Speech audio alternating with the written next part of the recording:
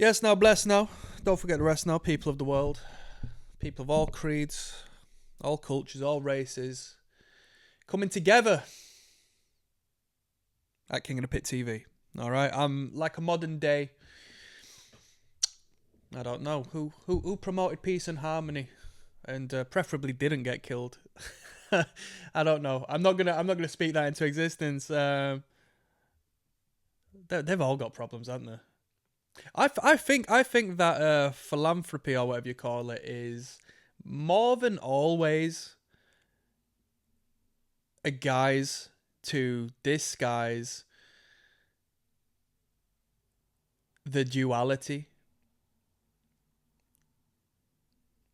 the polarization of the negative they bring into the world.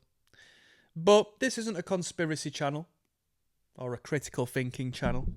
It's not a channel based on realism. It's a channel based on the arts, creative endeavors, and death metal. Bloodbath is the band we listen to. Nightmares Made Flesh was the record. And Patreon was where it was recommended to me by my very good friend Lance. I appreciate you to the heavens and back, because I can't remember the last time I've had to do a record on this channel that hasn't been a recommendation from people who love to engage with me about music. And it's funny because you get speaking to these people and you become accustomed to everyone's taste. And Lance is a metalhead. No flipping doubt about that. So if you're a metalhead and you enjoy Bloodbath, let alone metal as a whole, don't thank me, thank my friend here. So with that being said, we listened to 14 tracks. The album or the studio produced record has 12, but this playlist, the official Bloodbath playlist, so it should be legitimate, came with 2 demos, alright? So a couple of B-sides on here, or what you may perceive as B-sides, that's what I'd call it, just as a, it might not be a legitimate, factual thing to call these things, but it is what it is to me. It was a good record. It was a very well-produced record.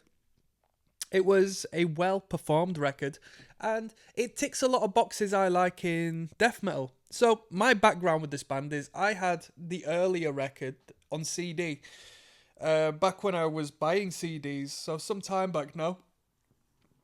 And I enjoyed the sound. I did enjoy the sound. I enjoyed the sound because it sounded a little, what I considered thrash. It sounded more thrash, and by that I meant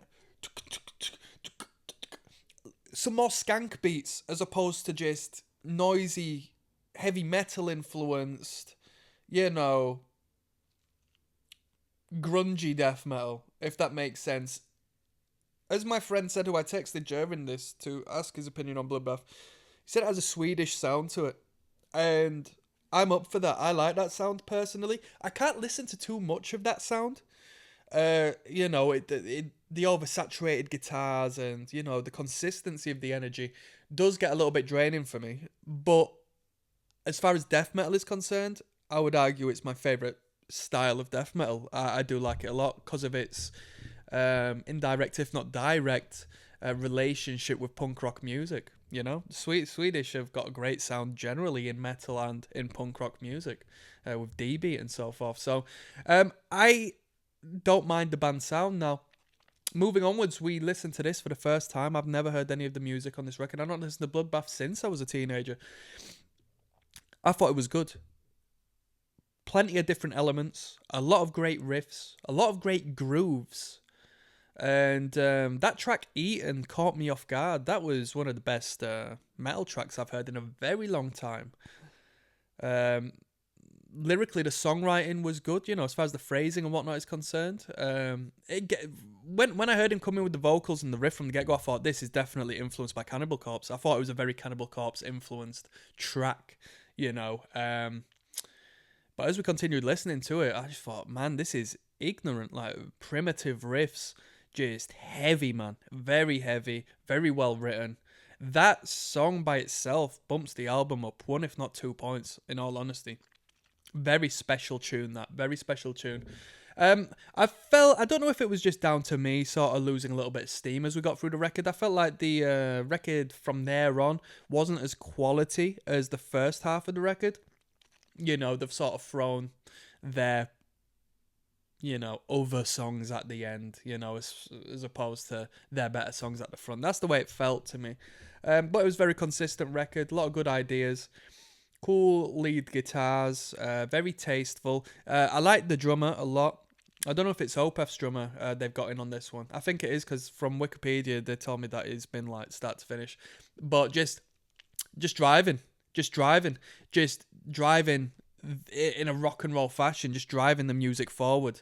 I like that in a drummer. I like that. I don't want to hear no time signatures and technicality, and I don't need that. I like drummers with impact and power and force to drive the music forward, to keep your toe tapping, to keep your head banging. Do you know what I mean? And I've just had a chime in, right? Because I asked my friend what he thought of Swedish Death, well, not Swedish, but about Bloodbath, and he said they were a bad act, and I said why, and he said Swedish death metal, poor scene. That's his personal opinion. He likes Florida stuff and whatnot. And I responded saying he sounded shook, and he responded to that saying, nah, Swede death, total shit, apart from Crematory. I've never listened to Crematory, never come across Crematory before, so who knows, maybe we'll move on to a bit of Crematory if they've got a market, but with that being said, I liked this record. I'm going to give it a 7 out of 10. I would give it a 7.5 if I felt like it didn't fall off a little bit by the end of it. Alongside that, it's a great big long project, but I'd say just do 10 tracks as opposed to 12.